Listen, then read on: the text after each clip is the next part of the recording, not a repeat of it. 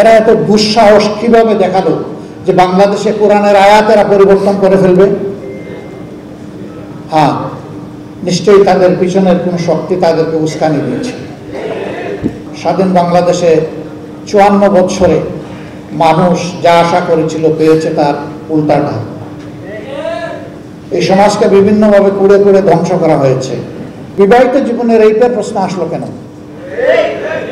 এর মাধ্যমে স্বামী স্ত্রীতে ঝগড়া লাগিয়ে আমাদের আদালতগুলোতে এই মামলা দিয়ে পরিপূর্ণ করে দেওয়া এদের উদ্দেশ্য। এরা সমাজের বিপর্যয়ের জন্য এই প্রস্তাবনাগুলো এনেছে। এই জন্য আবারও বলি, এ টু জেড আমরা এই কমিশনই মানি না। কিসের দ্বারা আবার রিপোর্ট? আল্লাহ তাআলার আইনের বিরুদ্ধে অবস্থান নেওয়ার কারণে তারা প্রত্যাখ্যাত বলে আমরা ঘোষণা করছি। এদের রিপোর্ট বাতিল করার কোনো ব্যাপার নাই, এদেরকেই আগে প্রত্যাখ্যান করতে হবে। এরা প্রত্যাখ্যাত হলে এদের রিপোর্টও শেষ। 2 নম্বর, আমাদেরকে একটু ভাবতে হবে আমাদেরকে কোন দিকে নিয়ে যাওয়ার জন্য জোর করে চেষ্টা করা হচ্ছে। আমাদের শিশুকালে আমরা দেখেছি আমাদের শিক্ষাদান শুরু হতো মক্তবের পাঠ দিয়ে। সকালবেলা মক্তবে যেতাম, ওখান থেকে আসার পরে গোসল করে মা কাপড় পরিয়ে বই হাতে ধরিয়ে স্কুলে পাঠিয়ে দিতাম। এখন খুবই পরিকল্পিতভাবে সবাই মক্তবের এই ধারাকে শেষ করে দেওয়া হয়েছে। বাচ্চা ঘুমাচ্ছে, তাকে কাঁধে ফেলে মা স্কুলের দিকে রওনা করেছেন, ওই মক্তবে যাওয়ার ওই সময় এটাই কেড়ে নেওয়া হয়েছে। ইকরা বিস্মি রাব্বিকাল্লাযী খালাক দিয়ে যে শিক্ষা মুসলমানের বাচ্চা শুরু হওয়ার কথা, সেটা অন্য কিছু দিয়ে স্কুলে গিয়ে শুরু হচ্ছে। এই জায়গাটা শেষ করে দেওয়া হয়েছে।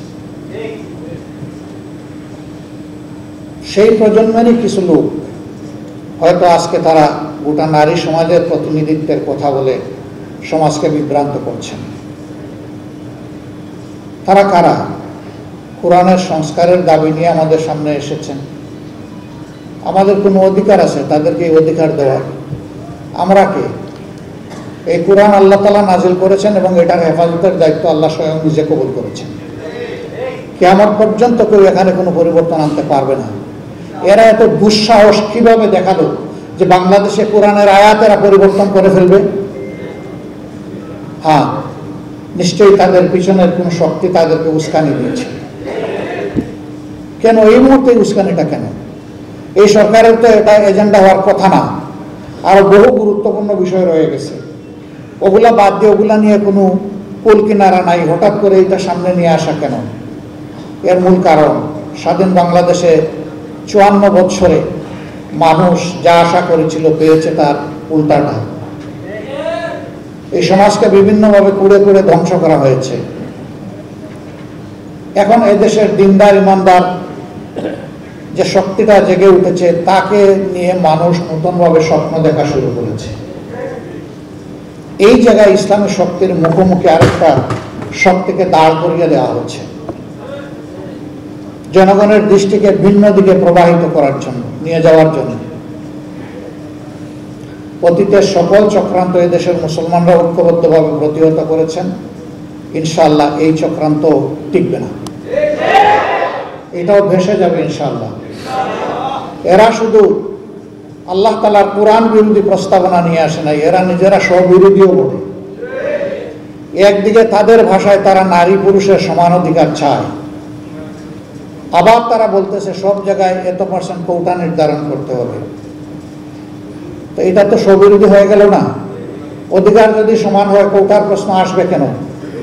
যার যার যোগ্যতা প্রমাণ করে নিজ জায়গায় চলে যাও, তাইলে তো কোটার দরকার নাই। কোটা দেওয়া হয় পিছিয়ে পড়া বংশকে তাদেরকে সুযোগ দেওয়ার জন্য।